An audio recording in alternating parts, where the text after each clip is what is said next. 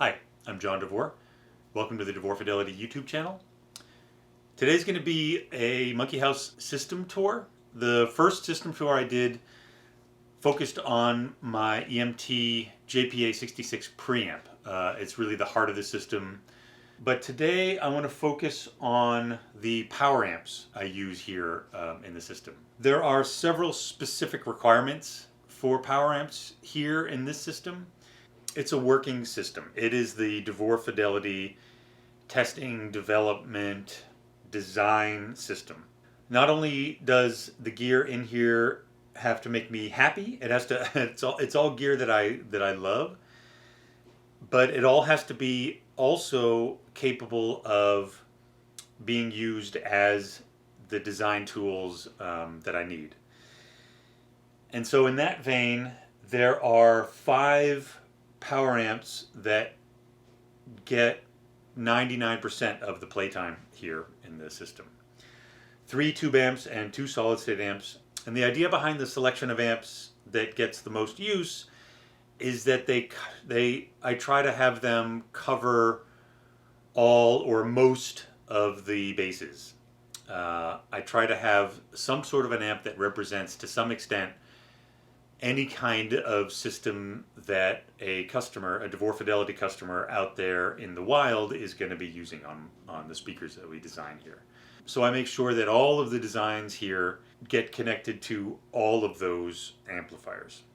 The amplifiers here all also sort of represent my favorites, or what are among my favorites of their varieties.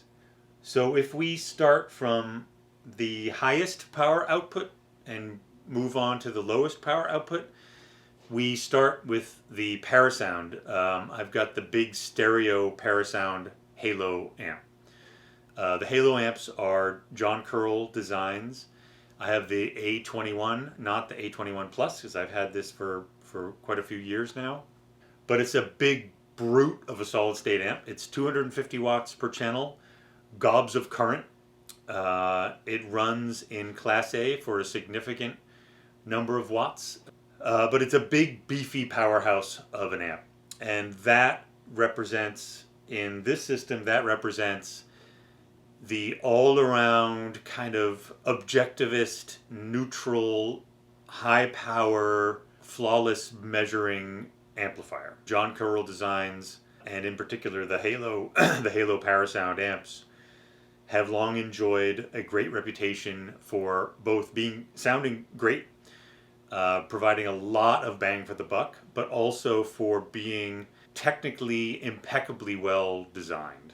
So that represents the high power solid state option. The second most powerful amp in the collection is a much older amp. It actually may be the oldest amp in the collection, and that's an Audio Research VT-130SE. Back in the 90s, when I was working at Stereo Exchange, the Audio Research VT series kind of replaced the Classic series. I think there was a Classic 60, Classic 120s, lovely triode amps, which I believe had solid state stages in them as well. And then the VT amps came in after them and were all tube circuit path, at least.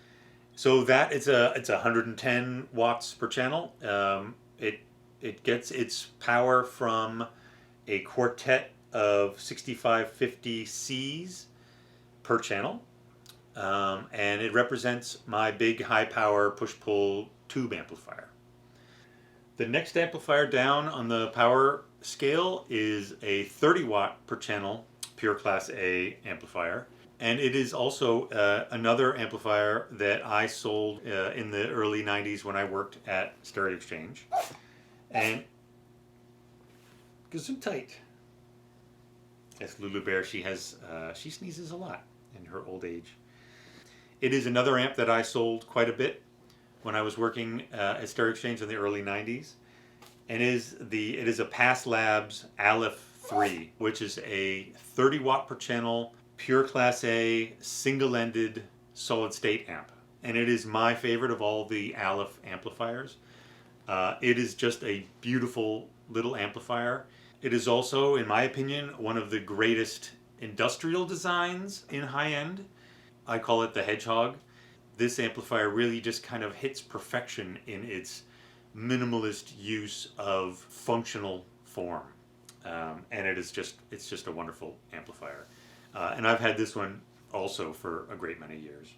The next step down in the power ratings of those 5 amps is a very special amp for me. It's an amplifier made by a friend of mine, Noriyasu Komodo. Komuro is very well known in some circles. He is one of the great amplifier designers, in my opinion. He's most well known for his single-ended and push-pull 845 designs. The amplifier I have is a prototype that he just built for me many years ago. I have had it now for maybe a dozen years, probably more than that. My favorite thing about it, aside from its sound, is that it was built into a very old, decades old prototyping chassis that Komuro has had, I believe, since before he moved to New York from Japan. All the transformers on it are vintage Tango transformers, and they have the older and oldest Tango logos on them, which are really gorgeous. It's about 20 watts per channel, maybe a little less, maybe 18. It uses a pair of 845s in single-ended pure class A. It is a much more modern Komuro design. It is pretty much his current thinking on amplifier design and circuits, but built into the old chassis, obviously using the old iron. It's beautiful sounding. It represents sort of medium power tube amplification, or you could also say it represents high power single-ended.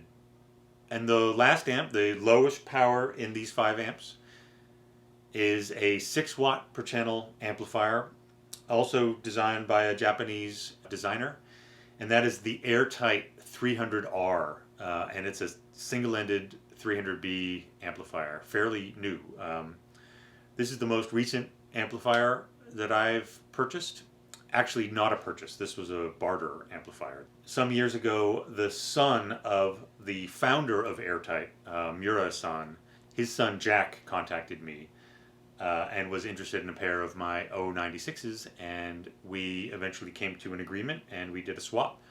So Air Tight has a pair of O96s in their design studio, and I have the Air Tight 300R in my design studio. And I couldn't be happier.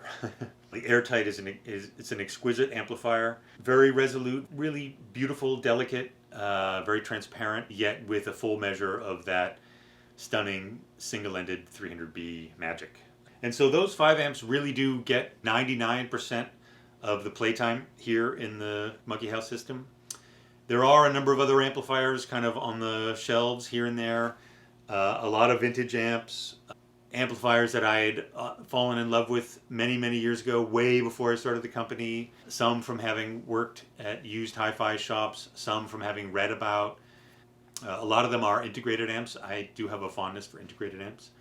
So I've got a couple of Sansui integrated amps, including my favorite is the AU 9500 integrated amp. I've got the odd little switchable Class A Yamaha integrated amp from the 70s. I've got a Solin. It's actually, it's Ensemble before they were called Ensemble. They called themselves Solin, and they were sued by the French capacitor company, and they became Ensemble.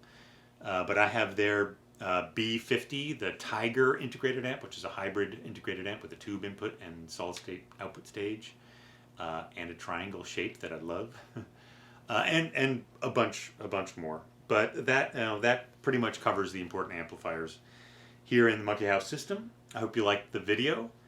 Thanks very much for watching, and I'll see you at the next video. Bye.